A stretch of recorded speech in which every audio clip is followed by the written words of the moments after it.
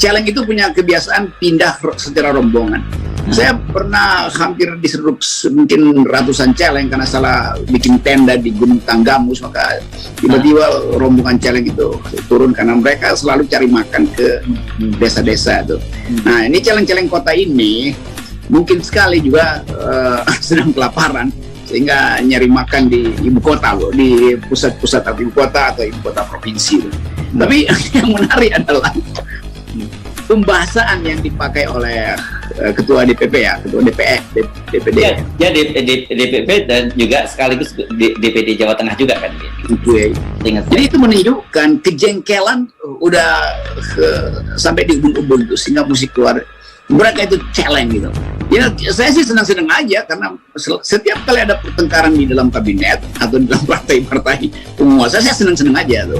Entah dia banteng versus celeng atau celeng versus cebong. Jadi ini hal yang menggembirakan karena potensi untuk end game dipercepat. Kalau banteng dan celeng berkelahi, itu yang remuk itu cebong. Ah, gitu ya. Oke, karena dia nggak dapat dua-duanya kan, nggak dapat bagian dari bagian celeng dan bagian banteng tuh.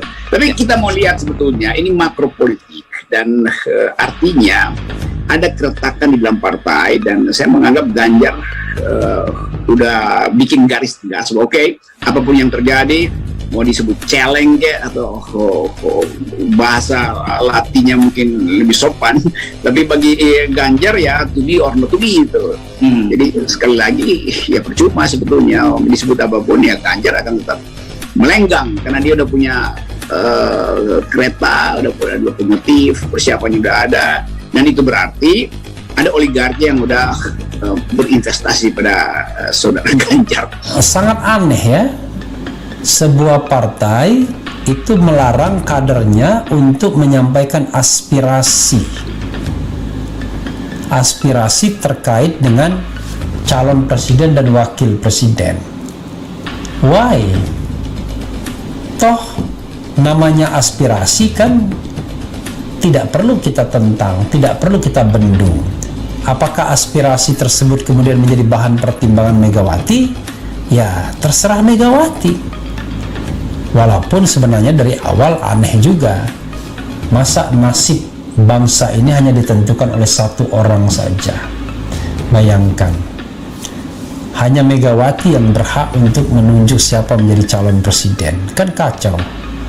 Harusnya kan mekanismenya jauh lebih demokratis, harusnya maunya. Tapi ya saya bukan orang PDI Perjuangan, tapi sebagai rakyat Indonesia ya pastilah menginginkan adanya sebuah mekanisme demokratis dalam partai politik dalam menentukan calon pemimpin, termasuk juga calon presiden dan wakil presiden ke depan.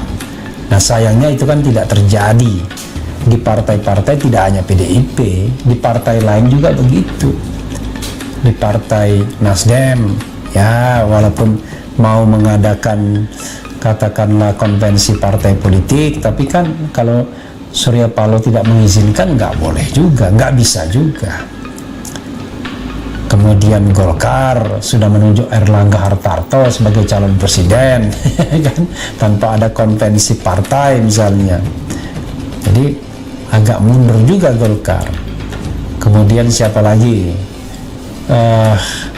Gerindra, Prabowo sudah digadang-gadang untuk menjadi calon, Caimin memasarkan dirinya sendiri.